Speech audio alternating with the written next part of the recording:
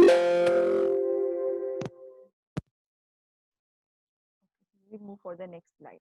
I think it is not working in slideshow. So just make it like this way only.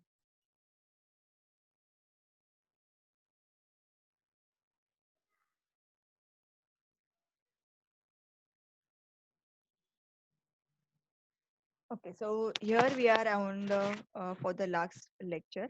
That is the consideration of the prior method to validation. That is this suitability of the instrument, suitability of the materials, suitability of the analyst, and suitability of the documentation. We all cover this all the 4 points.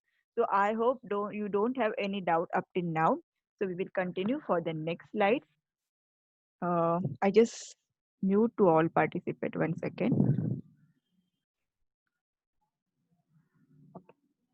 So how do you validate the method? So this is the systematic, or you can say the block diagrammatically explain them ki exactly what happening or what we are performing in method validation.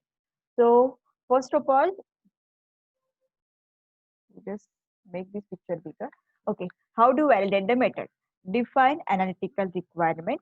That means ठीक है with sample, जैसे कि तुम लोग को भी sample का analysis you want to do, that is you want to extraction, you want to analysis for vitamin C from apple juice, vitamin C for lemon juice, or you want to identification of the colored compound in your मसाला. ठीक है, मसाला को भी मुझे word याद नहीं आ रहा English.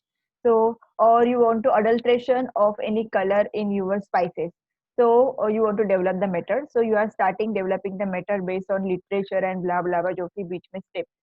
After developing the method, plan validation experiment. That means you are already developed the method for let's say for identification of vitamin C from the lemon juice. Okay, so you know this is the method. These are the prerequisition or pre chemicals वगैरह वगैरह जो भी require है. Then this is the extraction procedure. This is the instrumental condition. After the analysis, this is my essay and this is my expected result. So as per मैं ऐसे I get the 100% result. मतलब standard के साथ जब मैं compare करती हूँ, see lemon juice में एक्सट्रैक्ट करने मुझे पता नहीं लेमन जूस में एग्जैक्टली कितना पता है. तो sometimes it may be 60%, sometime it may be 40%, sometime it may be the 80%. तो हाउ कैन आई नो कि एग्जैक्टली जितना अमाउंट एक्सट्रैक्ट हुआ है उतना अमाउंट का रीडिंग मुझे मिला है या फिर उतना एक्यूरेटली मेजर हो रहा है. तो definitely I will compare along with the standard. So I will prepare the specific PPM का और स्पेसिफिक कॉन्सेंट्रेशन का standard and then I run the standard along with the sample. So जो standard का reading है या फिर after analysis whatever the expected result है standard, वो जो हम लोग को नोन वैल्यू है स्टैंडर्ड को इसके साथ मैच होता है. That means whatever method you have developed for the analysis of that vitamin C, it is proper. So that is a plan for validation experiment. So उसके बाद तुम लोग क्या करोगे? You are starting the validation वाला experiment. Then you are carry out the whatever steps in your validation. Use the data assess the fulfillment purpose. ठीक है, उसके बाद हर एक there are some criteria or test to validate your method. तो हर एक criteria जब तुम लोग टेस्ट करते हो तो after each and every criteria you have to ask the answer that analytical requirement is meet. मतलब जो कुछ भी तुम लोग के क्राइटेरिया है, suppose you are pass with that criteria, then your analytical requirement is meet, yes, the statement for validation. Suppose एक particular तुम लोग ने अभी तक 4 क्राइटेरिया कंप्लीट किए हैं. You are now on 5th criteria and you are not getting the expected result. मतलब जो तुम लोग ने मेथड डेवलपमेंट के टाइम पे बोला था कि this is the actually result, but when you are validating the method तुम लोग को वो रिजल्ट नहीं मिल रहा है. कहीं ना कहीं पे कुछ तो प्रॉब्लम हो रहा है. जैसे मैंने बोला था कि तुम लोग ने टीएलसी किया था फाइटोकेमिकल एक्सट्रैक्शन के लिए. That time during the performance you are getting the 4 band, everybody had got the 4 band. ठीक है, हम लोग ने रिपीटेडली किया था, each and every person got the 4 band. जब तक तुम लोग को 4 band नहीं आते, मैंने मेथड्स रिपीट करने के लिए बोला था. then you know very well the mobile phase, you know very well the extraction method, the plant material same, reagent whatever you are using the reagent are same, then जो paper use किया था वो paper same है, method same था, तुम लोग ने perform किया था मतलब analysis same. Still in your examination maximum people are failed to get all the 4 band in your phytochemical extraction, right? Sorry, not phytochemical, that is photopigment. जो है तुम लोग के वो एक्सट्रैक्ट नहीं हुए थे, हार्डली किसी को 2-3, किसी को एक भी बैंड नहीं मिला था. मतलब कुछ तो कहीं पे तो प्रॉब्लम था. So you are starting the root cause analysis. What is root cause analysis? Root cause analysis means exactly cause मतलब प्रॉब्लम कहाँ पे है वो फाइंड आउट करने के लिए उसके रूट तक जाना कि एग्जैक्टली कहाँ पे मिस्टेक हो रहा था इसलिए मुझे जो एक्सपेक्टेड रिजल्ट है वो नहीं आ रहा है। That is root cause analysis मतलब एग्जैक्टली क्या प्रॉब्लम है, प्रॉब्लम के पीछे का रीजन क्या है, वो रीजन जब सॉल्व किया, वो प्रॉब्लम जब सॉल्व किया उसके बाद जो एक्सपेक्टेड रिजल्ट है वो रिजल्ट आता है या नहीं, ये आंसर ढूंढना, that means root cause analysis.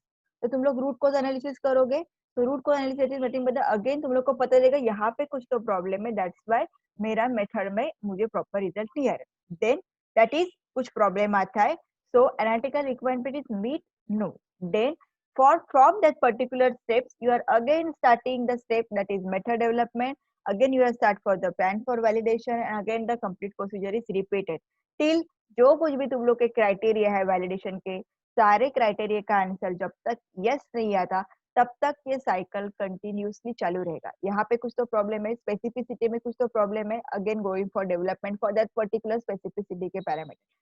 linearity जब when you are performing linearity, no there is a no proper linearity, something happening wrong, that's why we are not getting the linearity का result। so definitely you are again going for development की linearity में क्या क्या root cause थे और उसको हम लोग कैसे solve करेंगे। again plan for validation, again you go for same cycle, so whatever 7 8 parameters are present in your validation method, all the parameters answer जब तक yes नहीं आता है till ये cycle चालू रहेगा। when you get the answer for all the questions or all the requirement or all the specification, then the statement of validation is considered and you can say that your method is validated। ठीक है, so this is a brief example exactly क्या होता है। okay, so let's do exactly validation methodology में हम लोग करते क्या, ठीक है। so what is involved in method validation, so there are few terms or few requirement in your method validation, we will see one by one। first is nothing but your specificity, next linearity, range, accuracy, precision, detection limit, quantitation limit, robustness, system suitability, testing. We will see one by one along with the example। so first we will discuss with the parameter that is the specificity। what do you mean by specificity? It's a simple word, if you simplify the word specificity say specific। Yes, anybody is having any doubt? I get some noise, shall I continue? Okay, so I will continue। Sorry, I want to move some next slide। what happened? One second, slide is not moving।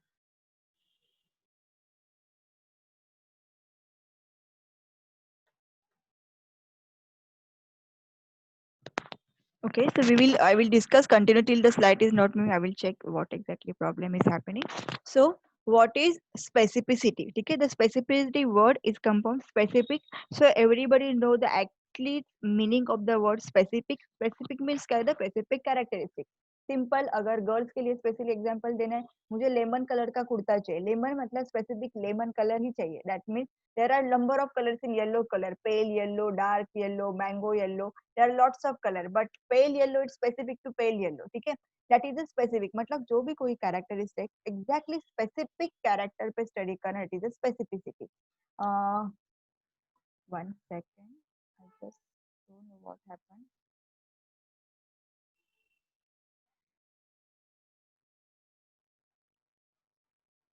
okay, so what involved in method, we will see the first characteristic specificity, ठीक है। we will see the scientifically one more example, first we will read the exactly what is specificity, so you understand specific word ka meaning। so on considering that meaning, just read the fourth point, that is ability to measure accurately and specifically the analyte of interest। मैं पहले सारे points पढ़ती हूँ, then I will explain, ठीक है। so specificity is demonstrate using spike sample and placebo। it is most prominently used identification test, that is ensure the identity of the compound, purity test, that is accurate statement of impurity content, assay, that is determine the exact amount or potency of your analyte। ठीक है, we will move discuss with the first point। specificity is nothing but the ability to measure accurately and specifically the analyte of interest. In the sense, with them we will take the example of your spices. वो बहुत सारे ads आते हैं तुम लोग के Everest and blah ब्ला ब्ला कि हमारा जो मसाला है उसका प्योर कलर है, उसके अंदर देयर इज नो अडल्ट्रेशन, समझो कुछ भी ब्ला।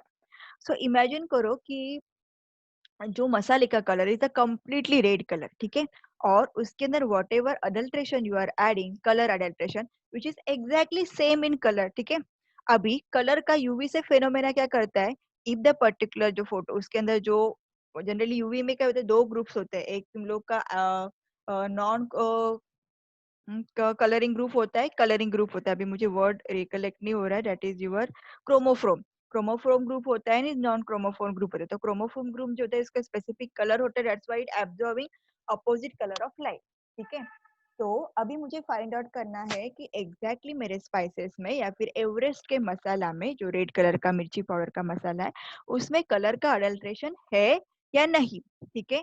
सो दोनों का कलर एग्जैक्टली आंखों को जब तुम लोग देखते हो दोनों का कलर एग्जैक्टली सेम दिखता है, बिकॉज जो कलर तुम लोग ऐड करे हो वो एग्जैक्टली सेम रेड कलर जैसा है जिस कलर तुम लोग का स्पाइसेस या फिर मसाले का कलर है, ठीक है। तो मिक्स करने के बाद तो नहीं समझेगा, but when you are performing along with the instrument, so instrument should have the ability to measure accurately only your masala, not the color जो adulterant color है। तो डेफिनेटली कुछ केमिकल नेचर है तो केमिकल हिसाब से they have having the number of protons electron neutrons कुछ तो अलग रहेंगे, तो डेफिनेटली उसका lambda max very very specific रहेगा उस कलर का भी एंड तुम्हारे मसाले का भी। May be it's very near, जैसे कि वो कलर का है 7 या फिर 540 एंड तुम्हारे सैंपल का है 520, दैट इज मसाले। सो जब तुम्हारा सैंपल रन होगा तो मेथड इतनी एक्यूरेट होनी चाहिए कि उसने सिर्फ 520 के ऊपर तुम्हारे सैंपल का एनालिसिस आ रहा है, उसी का एब्जॉर्बेंस देख के एग्जैक्टली उसके अंदर कितना मसाला है वही फाइंड आउट करना है। दैट इज यूर रीडिंग और your method should be such a way that it will be measure accurately only the analyte of interest, मतलब जो एग्जैक्टली चाहिए, मतलब विटामिन सी का एनालिसिस करना है तो इमेजिन करो vitamin B 12 and vitamin C के अंदर ऑलमोस्ट केमिकल फॉर्मूला सिमिलर है, ओनली सिंगल ग्रुप जो है वो डिफरेंट है, तो डेफिनेटली उसका एब्जॉर्प्शन वगैरह ऑलमोस्ट नियर बाय है। फिर भी your method should be such a specific which only and only major vitamin C, not the additional compound present in the matrix which are little bit similar characteristics with your analyte of interest, that is a specificity. The specificity is demonstrated using the spike, sample and placebo. इसका meaning क्या है? What do you mean by spike? Spike means you are adding the additional of your standard in your sample and placebo means जिसमें apart from your sample कुछ नहीं होता है। So, should I really need to explain the spike and placebo, or do you know the meanings? Otherwise, I will move for the next point. Just write if you need to explain. Just write yes, ma'am. If you don't need to explain, just write no, ma'am. Everybody knows the meaning of spike and placebo. Shall I move the further? No, ma'am. Okay, okay. So I will explain because I guess Naina has don't know. Yeah, Ketan is also don't know what is exactly placebo. Okay. So we will explain the both the term placebo and spike. सबसे पहले we will discuss with the spike. Spike का meaning क्या होता है, ठीक है? Spike means you are adding something additionally in your sample. For example, imagine करो here I want to analyze vitamin C present in your blood sample. In the sense blood sample से बोलने से अच्छा है तुम लोग यूज कर हम लोग यूज करते हैं ओके माजा, ठीक है। माजा का जूस है एंड माजा के जूस के अंदर हम लोग को फाइंड आउट करना है विटामिन सी प्रेजेंट है या नहीं, ठीक है। सो एज पर नहीं माजा का जूस नहीं लेते, कुछ और एग्जांपल लेते बिकॉज माजा के जूस में विटामिन सी बहुत ज्यादा परसेंटेज में होता प्रेजेंट होता है। लेट्स सी मिल्क, ठीक है। So the milk content vitamin C, तो जनरली मिल्क में विटामिन सी प्रेजेंट नहीं होता है, लेकिन अभी अगर जो भी अल्ट्रा पैक्स वगैरह आते हैं उन्होंने बोला है कि विटामिन सी भी नहीं होते, vitamin B complex. So as per pack के टेट्रा पैक जो मिल्क आते हैं उसके ऊपर लिखा है कि in our milk we have having all the kind of vitamin B, मतलब विटामिन बी के जो 6 ऑल द विटामिन है B6 B12 B2 B9 जो कुछ भी विटामिन है वो और सारे विटामिन हमारे मिल्क में प्रेजेंट है, बिकॉज वी आर एडिशनली उन्होंने हम लोग ने विटामिन उसके अंदर इनकॉर्पोरेट किए मिल्क में टू इंक्रीज और टू बूस्ट योर इम्यूनिटी, ठीक है। ऐसे उन्होंने टेट्रा पैक पे लिखा हुआ है एंड उन्होंने एडवर्टाइजमेंट भी किए।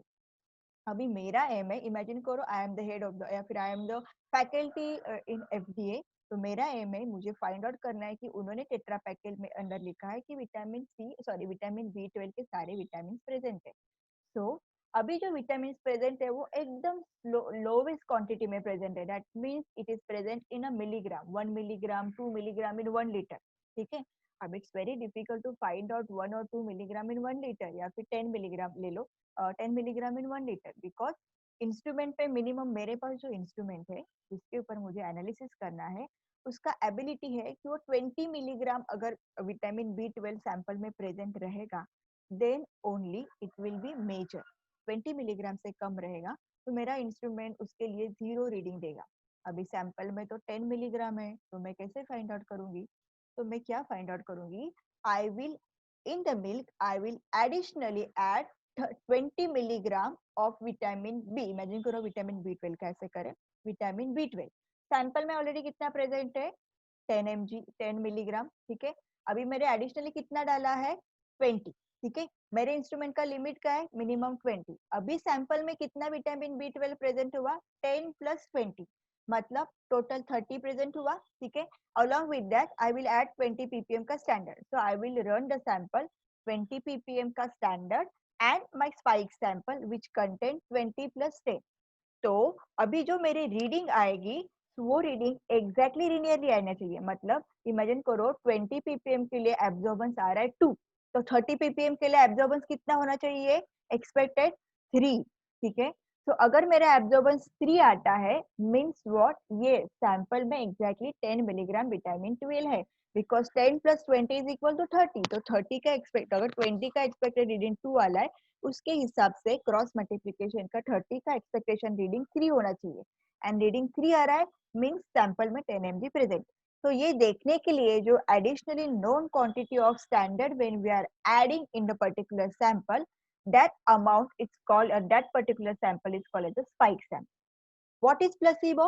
Placebo means कि apart from your sample बाकी कुछ भी है, जैसे कि उसके लिए एग्जांपल देना है तो ठीक है, डीएफएस का एग्जांपल ले लो।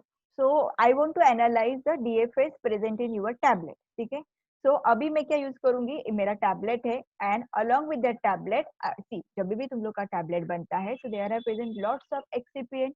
ठीक है, सो इमेजिन करो I am performing BABL trial, तो मुझे देखना है कि एक्चुअली टैबलेट का मेरे बॉडी के ऊपर कितने इफेक्ट हो रहा है। तो I am preparing 3 groups of people. एक ग्रुप है जिसको मैंने मेरा टैबलेट दिया है, दूसरा ग्रुप है जिसको भी मैंने टैबलेट दिया है, तीसरे ग्रुप को भी मैंने टैबलेट दिया। ए ग्रुप का जो टैबलेट है उस टैबलेट में ड्रग प्लस एक्सिपिएंट प्रेजेंट है। बी ग्रुप पे उसके अंदर वो टैबलेट दिखने में सेम है लेकिन टैबलेट के अंदर कोई भी ड्रग प्रेजेंट है।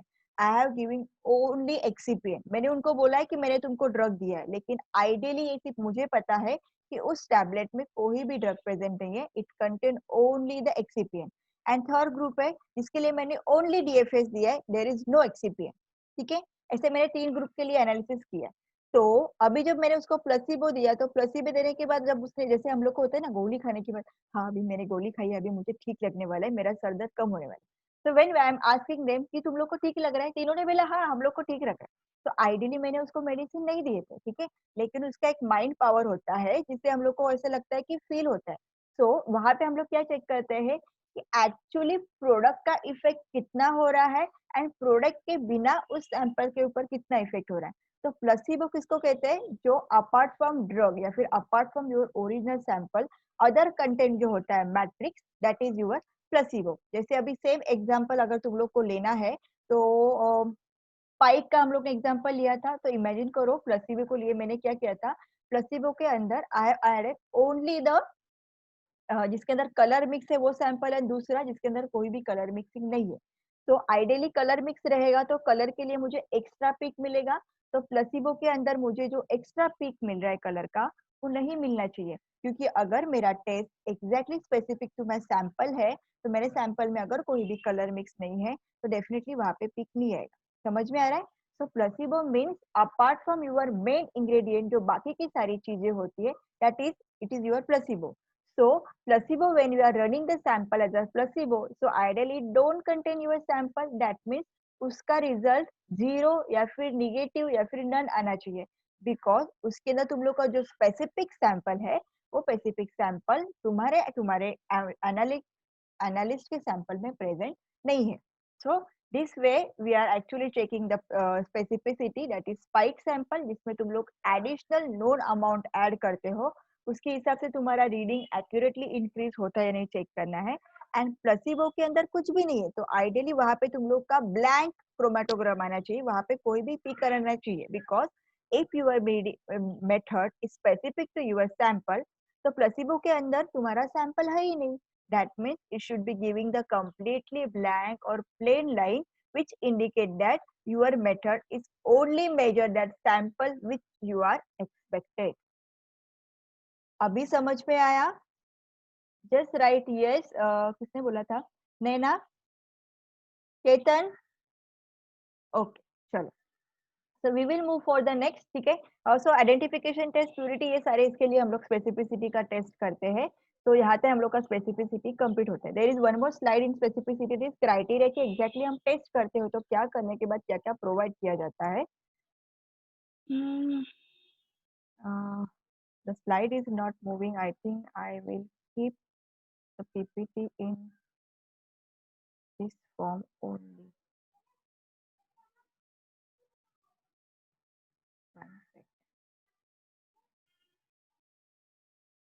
Okay, this is better. So what is the documentation we are providing during the specificity? That is chromatographic procedure, means what method we are exactly using for your particular test. Representative chromatograph with peak label, resolution, plate count, telling factor, etc. ठीक है. Acceptance criteria, the excipient compound must not interfere with the analysis of the target sample. जो मैंने तुम लोग को अभी explain किया. I am really sorry. Chromatographic procedure मतलब जो एक्चुअली मेथड तुम लोग ने प्रोवाइड किए, नॉट ओनली क्रोमेटोग्राफिक, यूवी के लिए भी रहेगा भी. जो मेथोडोलॉजी तुमने यूज किया है, इतना पीपीएम का स्टैंडर्ड प्रिपेयर किया है, उसके अंदर कितना स्पाइक किया है, जो कुछ भी, that is your chromatographic procedure. Representative chromatograph means जो क्रोमेटोग्राम है जिसके अंदर तुम लोग का एक प्लेन सैंपल रहेगा, एक के अंदर तुम लोग ने स्पाइक किया रहेगा, एक तुम लोग का प्लेसिबल होगा. तो तुम लोग का जो मेन सैंपल स्टैंडर्ड रहेगा उसमें एग्जैक्टली 20 पीपीएम का क्रोमेटोग्राम का एरिया अंडर कव रहेगा. स्पाइक के अंदर तुम लोग का इंक्रीजिंग रहेगा. ठीक है. जैसे कि मैंने बोला कि उसका 20 का इमेजिन करो एरिया 2 लाख में आ रहा है, 30 का एरिया 3 लाख में आ रहा है, दैट इज वो. प्लेसिबो, प्लेसिबो के अंदर क्या रहेगा? प्लेसिबो के अंदर तुम्हारा कोई भी स्टैंडर्ड नहीं रहेगा. ठीक है. ओनली बाकी के एक्सट्रैक्टेंट रहेंगे. तो उसमें आइडियली तुम्हारे सैंपल में there should be no peak. मतलब क्या कि तुम्हारे सैंपल में के जो बाकी के विटामिन है, these vitamins are not showing any absorbance at this particular wavelength along with this methodology. That means this method is specifically is only for vitamin B12. ठीक है. पीक लेबल, रिजोल्यूशन, तुमको ये सारे टर्म्स तुमको पता है. What is resolution, plate count, tailing factor, etcetera. Acceptance criteria which is very important, जो मैंने तुम लोग को एक्सप्लेन किया कि excipient compound must not interfere to your analyte of target sample, otherwise वो मेथड स्पेसिफिक नहीं रहेगी. समझ में आ रहा है? तो इमेजिन करो यहाँ पे हम लोग को स्टेट स्पेसिफिक नहीं मिल रहा है. मतलब जब तुम लोग ने मेथड डेवलप किया था तब वो जब तुम लोग ने विटामिन सी एक्सट्रैक्ट किया था, तो एग्जैक्टली विटामिन सी का जब तुम लोग ऐसे कर रहे हो, तुम लोग को ऐसे मिल रहा है. लेकिन स्पेसिफिसिटी में तुम लोग क्या करोगे? You are additionally adding something which is present in your sample to spike in your sample. मतलब B12 के साथ you are spike some amount of B9 because B9 having almost similar characteristic with respect to your B12. वो पता करने के बाद तुम लोग को आइडियली स्पाइक के अंदर अगर तुम लोग ने B9 डाला है तो उसका रीडिंग इंक्रीज नहीं होना चाहिए. क्यों? क्योंकि तुम लोग ने B12 ऐड नहीं किया है, B9 ऐड किया है. ठीक है. उसके बाद प्लेसिबो के अंदर भी तुम लोग को B9 का कुछ भी रिजल्ट नहीं मिलना चाहिए. अगर ऐसा रहेगा then only it's prove that your method is only respect to your B12. क्योंकि अगर सैंपल के साथ विटामिन 9 भी एक्सट्रैक्ट होता है, till when you are analyzing your sample, it only analyze vitamin B12, not any other vitamin which are interfering substances. Everybody clear the point? Specificity? I hope so. We will move for the next slide, which is little bit simpler than specificity. Linearity. Okay. Okay. So what is exactly in linearity? Linearity of the analytical procedure is ability to obtain test result which are directly proportional to the concentration of analyte in the sample. मैं फिर से पढ़ती हूँ, ध्यान दो. Linearity of the analytical procedure is ability to obtain test result which directly proportional to the concentration of the analyte in the sample. Means what?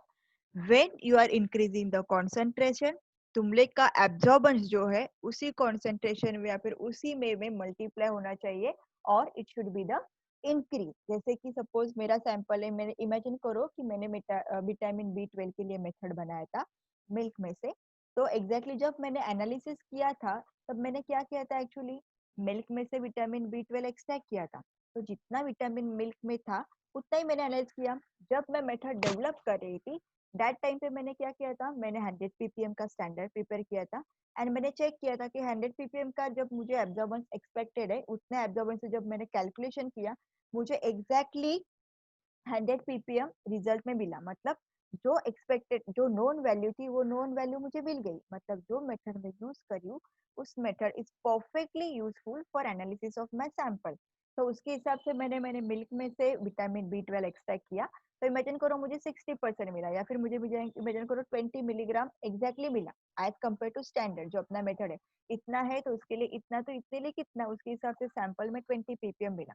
तो उसके हिसाब से मैंने उनको बोला कि तुम्हारे सैंपल में 20 ppm विटामिन B12 प्रेजेंट है. तो देन उनका मतलब उस कंपनी का थर्ड पार्टी का मुझे reply, yes we had spike only 20 milligram vitamin B12 in our sample, that is proof. ठीक है, ये मेथड डेवलपमेंट का अब तक हम लोग ने इतना ही किया था. उसके बाद मैं क्या करी हूँ, लीनियरिटी में I was not increasing analysis. 20 ppm का रीडिंग अगर 2 आ रहा है, 30 ppm का 3 आना चाहिए, 40 ppm का 4 आना चाहिए, 50 ppm का 5 आना चाहिए, 60 ppm का 6 आना चाहिए. Means what? Whenever I am increasing the concentration in linear way, the absorption will be should be increased in the linear way. Not only absorption, any method, whatever method you are using. Imagine करो you are using HPLC method. So area under curve जो तुम लोग को मिल रहा है, that area under curve should be also increased in a linear way only. That means जब तुम लोग straight line plot करते हो, the line should be the completely straight with the along with the all the points. तो अगर imagine करो जब मैंने मेथड डेवलप किया था तो स्टैंडर्ड के हिसाब से एग्जैक्टली मुझे मिला था. लेकिन जब मैं वैलिडेशन करी तब मुझे ऐसे पता चला कि कॉन्सेंट्रेशन 80 से अगर ज्यादा कॉन्सेंट्रेशन मिल्क में विटामिन B12 का प्रेजेंट होता है तो उसका वैल्यू एक्सपेक्टेड रिजल्ट इतना नहीं आता है. या फिर इमेजिन करो 60 ppm, मतलब अप टू 60 ppm, 50 ppm तक वो एग्जैक्टली कितना कॉन्सेंट्रेशन है उतना दे रहा है. लेकिन अगर 60 ppm से या फिर 50 ppm से ज्यादा कॉन्सेंट्रेशन विटामिन B12 तुम्हारे सैंपल में प्रेजेंट है, देन उसका वैल्यू 50 ppm जितना ही आ रहा है, मतलब 60 हो, 70 ppm हो, 80 ppm हो, वो उसका रिजल्ट सेम ही दे रहा है जितना 50 ppm का है. Means what? द कॉन्सेंट्रेशन जैसे पड़ रहा है उसके हिसाब से तुम लोग का रिजल्ट या फिर एब्जॉर्प्शन या फिर जो भी तुम लोग का रीडिंग देने वाला वैल्यू है वो इंक्रीज नहीं हो रहा है. क्यों इंक्रीज नहीं हो रहा है? मे बी जो methodology you are using for analyzing और एब्जॉर्प्शन मेथोडोलॉजी उसके लिए वो बहुत ज्यादा कॉन्सेंट्रेटेड हो रहा है. तो वो प्रॉब्लम सॉल्व करने के लिए मैं फिर से कहाँ पे जाऊंगी, मेथड डेवलपमेंट के ऊपर, कि एग्जैक्टली अगर मेरा कॉन्सेंट्रेशन 60 से ऊपर जा रहा है तो उसका कॉन्सेंट्रेशन जाने के बाद जो मेथड में अभी यूज करी हूँ वो यूजफुल नहीं है. तो definitely I need to develop a new method, उसके अंदर अप टू 80 ppm का कॉन्सेंट्रेशन भी हो तो मुझे मेजर करने के लिए आना चाहिए. बिकॉज मेरे पास जो सैंपल आने वाले हैं उसके अंदर थर्ड पार्टी का ऐसे मे बी फ्यू सैंपल, जैसे कि हमारे कर्ड में वगैरह 80 ppm तक विटामिन B12 प्रेजेंट हो सकता है. तो अभी ये मेथड उसके लिए मैच नहीं कर रहा है. So again I will give for method development. ठीक है, एंड अगर मेरा रिजल्ट लीनियरली आ रहा है जो मेरा एक्सपेक्टेड है तो डेफिनेटली द क्राइटेरिया, मतलब your method is completely passed for the second criteria, that is the linearity. Now exactly linearity करने के लिए हम लोग करते क्या है, ठीक है. So linearity should be evaluated by visual inspection of a plot of signals as a function of analyte concentration and content. It's nothing but जो तुम लोग ग्राफ प्लॉट करते हो, ठीक है, X axis and Y axis. X axis पे concentration नहीं, X axis पे क्या रहता है, एब्जॉर्बेंस, सॉरी एक्स एक्सिस पे कॉन्सेंट्रेशन रहता है, वाई एक्सिस पे ऑब्जर्वेंस। मतलब तुम लोग का जो एक्सपेक्टेड रिजल्ट होता है वो वाई एक्सिस पे, वाई एक्सिस पे होता है, एंड तुम लोग के जो भी कॉन्सेंट्रेशन होते हैं वो एक्स एक्सिस पे होते हैं। And when you plot the graph it should be the linear form. I hope I have given here the diagram. See, this is the diagram for the linearity. So 1 2 3 4 5 6 7, so almost all the point are in a particular line. ये point थोड़ा सा miss हो रहा है लेकिन ये particular range से ज्यादा नहीं है। तो तुम लोग जब लिनियरिटी चेक करोगे तो सारे पॉइंट ऐसे लाइन के ऊपर होने चाहिए। मीन्स व्हाट, तुम लोग के concentration is directly proportional, absorbance is directly proportional to your concentration. ठीक है, okay. We will read the next point in this particular slide because that is also very important. ठीक है, so how exactly perform the linearity? It is a mathematical transformation. So it is established of linearity. Minimum 6 concentration are recommended. See, minimum 6 require है, मतलब कौन से okay. The 3 individual prepare replicate of each concentration will be analyzed. Means 20 ppm है तो 20 ppm के दो, 30 ppm के दो, 40 ppm के दो। अगर बड़ी रेंज है 20 ppm के दो, 40 ppm के दो, 60 ppm के दो। एंड उसके बाद दो जो आएंगे ना 20 ppm का, यू विल फाइंड आउट उसका मीन फाइंड आउट करोगे, उसका स्टैंडर्ड डेविएशन फाइंड आउट करोगे, उसका जो मीन वैल्यू आएगा 40 ppm का जो मीन वैल्यू आएगा एंड 60 ppm का जो मीन वैल्यू आएगा, वो वैल्यू तुम लोग ग्राफ पे प्लॉट करोगे। उसके बाद तुम लोग का ग्राफ लीनियर होना चाहिए बिकॉज एब्जॉर्बेंस थोड़ा बहुत आगे पीछे होता है तो उसके लिए इतना accurately they are checking. So result data sheet, exactly documentation में क्या करना है, रिजल्ट डाटा शीट मतलब तुम लोग का जो भी कैलकुलेशन वाला रहेगा, दैट इज जो मैंने बोला ना, you have to find out the mean, standard deviation, relative standard deviation along with the graph. What are the acceptance criteria? Acceptance criteria are the correlation coefficient of 6 concentration level will be greater than 0.999 and the range of 80 to 120 of the target concentration. I know here everybody is having the question, that is what is exactly correlation coefficient for 6 concentration level greater than 999 point.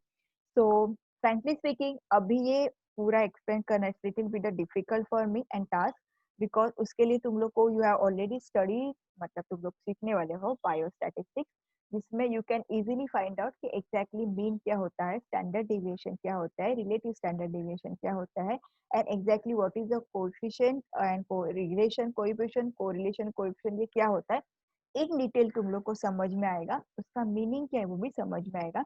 फिलहाल PPT understand करने के लिए यहाँ पे इतना याद रखो, mean everybody know, standard deviation means जो तुम लोग का एक्सपेक्टेड रिजल्ट है उससे तुम्हारा सैंपल कितना डेविएट हो रहा है। इन द सेंस इमेजिन करो कि 10 बच्चे हैं मेरे पास सीखने के लिए, तो मैंने चेक किया कि उनको मैंने टेस्ट लिया है 10 आउट ऑफ कितने मार्क्स मिले, ठीक है, तो 10 आउट ऑफ 8 सब्जेक्ट में 9 मिले, एक सब्जेक्ट में 10 आउट ऑफ 10 मिला एंड एक सब्जेक्ट में 5 मिला, ठीक है। तो आइडियली क्या होता है, तुम लोग का जो परसेंटेज है ना वो फटक से डिक्रीज होता है इफ यू गेट द 5 किसी इसमें, बाकी सब में बहुत अच्छा है लेकिन एक में बहुत कम मिलेगा, तो तुम लोग क्या क्या होगा, जो मीन है मतलब उसका जो मीन या फिर परसेंटेज है वो बहुत कम आ जाएगा, ठीक है। तो जब हम लोग मीन निकालते हैं तो स्टैंडर्ड डेविएशन मीन्स व्हाट, जो मीन है वो हर एक वैल्यू से कितना डिफरेंट है। जैसे अब इमेजिन करो उस तीनों सैंपल का मीन आता है 7.8, तो ए मतलब फर्स्ट स्टूडेंट का रिजल्ट कितना था 8 एंड मुझे वैल्यू कितना मिला है 7.8, तो 8 एंड 7.8 में ज्यादा डेविएशन नहीं है। दूसरा का था 9, 9 भी 7.8 के साथ ऑलमोस्ट सिमिलर है, लेकिन वो जो 10th नंबर वाला स्टूडेंट था उसका 5 है, तो 5 एंड 9.8 में काफी ज्यादा डिफरेंस है। वो deviation is nothing but the standard deviation, मतलब ओरिजिनल मीनिंग से उसके एक वजह से बहुत डेविएट हो रहा है, that is your standard deviation. तो वो वैल्यू भी बहुत ज्यादा नहीं होने चाहिए, it should be the with in the limit. तो उसकी जो लिमिट होती है ना, मतलब सेंटर का लाइन और उसके साइड वाले जो हम लोग रेंज बोलते हैं, वो जो होता है that is your related to your correlation and coefficient, एंड उसका वो एक वैल्यू होता है कि इससे अगर तुम लोग का सैंपल का कंसंट्रेशन डेविएट होता है तो it is not fit in your particular criteria, that is nothing but your standard deviation और रिलेटिव डेविएशन, ठीक है। So, do you understand exactly what is linearity and specificity? Can I move for the next slide? समझ में आ रहा है? I know it is little bit difficult may be feel, ठीक है, केमिस्ट्री वाले लोगों को शायद नहीं लेगा, लेकिन from the biotech and micro के जो लोग हैं उनको शायद ये थोड़ा सा डिफिकल्ट लग सकता है, because it is completely instrumental part and उसके हिसाब से दीज आर द सम ये टर्म्स है. So the answer is yes, ma'am. Yes, ma'am. So we will move for your next slide. So here it is a diagram for your linearity. Then we will see the next. So which is I have already explained. This is your concentration and this is your response and point should be in a same way. ठीक है.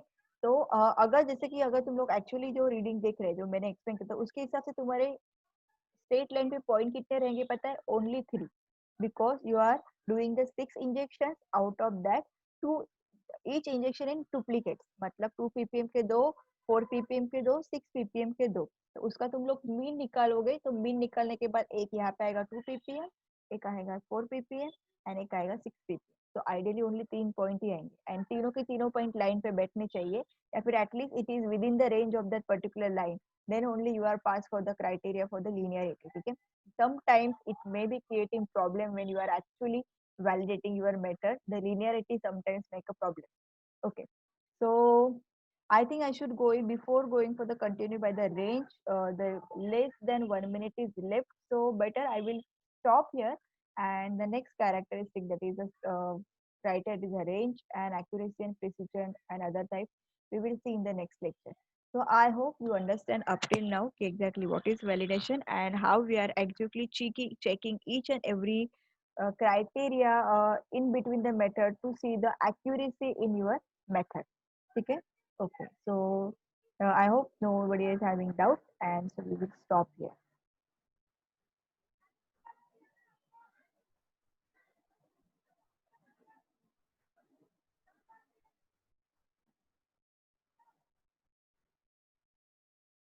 Okay. So thank you so much. I think nobody is having any doubt. So I'm ending the meeting.